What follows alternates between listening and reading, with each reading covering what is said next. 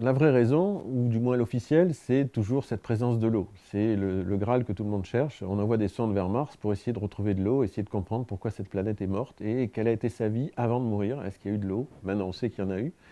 Sojourner a participé à cette recherche de l'eau. Mais je vais dire, technologiquement, c'est une première, c'est une mission technologique.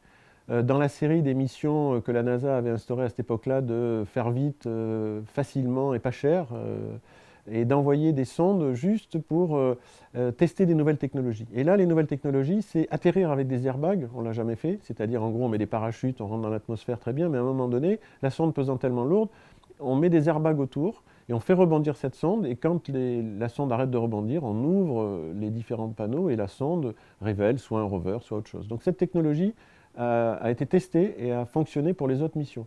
Pareil pour le rover, on teste un type de rover avec un type de châssis, et surtout le pilotage à distance, puisque un rover sur Mars, vous ne le pilotez pas en direct, vous le pilotez avec un délai de 20 minutes, donc vous lui donnez un programme le matin, il va l'exécuter dans la journée. Donc tout ça, ça a été testé avec Sojourner et le petit robot Sojourner et la sonde Pathfinder. Donc voilà, c'est recherche de l'eau certes, mais une recherche, un test technologique pour voir ce qu'on peut faire pour envoyer vers Mars des sondes.